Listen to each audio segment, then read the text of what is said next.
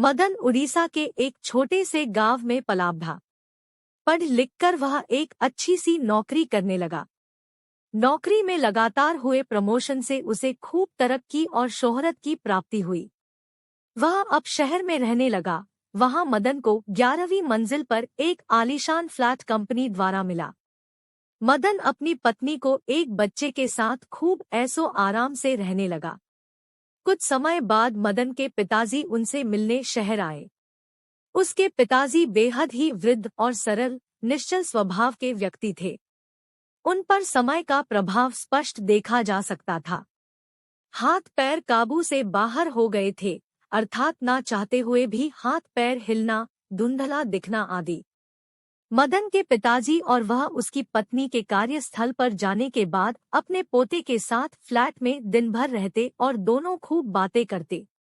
अपने पोते को बढ़िया कहानी, रामायण, महाभारत और बुद्धिवर्धक कहानियां सुनाते। पोता खूब मन लगाकर उन कहानियों को सुनता। उस नन्हे से पोते का नाम श्याम था।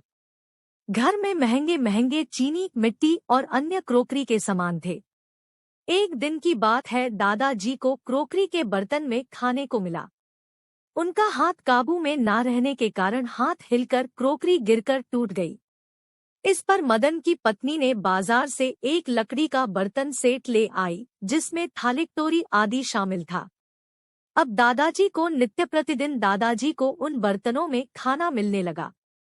दादाजी को इन बातों का बुरा तो लगा, किंतु उन्होंने किसी से कहा नहीं।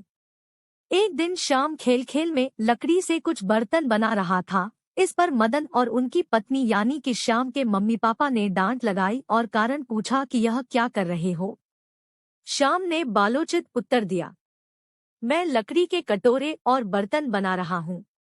इस पर श्याम के मम्मी पापा ने पूछा कि इसकी क्या आवश्यकता है, इसे क्यों बना रहे हो। श्याम ने जवाब दिया कि जब आप बूढ़े होंगे तो आपको इस बर्तन की जरूरत पड़ेगी, इसलिए बना रहा हूँ। अब मदन और उनकी पत्नी को अपनी गलती पर पछतावा हुआ। दोनों पति पत्नी ने पिताजी से पैर छूकर क्षमा याचना की। बड़े लोग स्वभाव के सरल होते हैं, अतः उनसे माफी मिलने में देरी नहीं होती। जैसा कर्म करते हैं फल भी वैसा ही मिलता है, अतः अपने कर्म अच्छे करने चाहिए।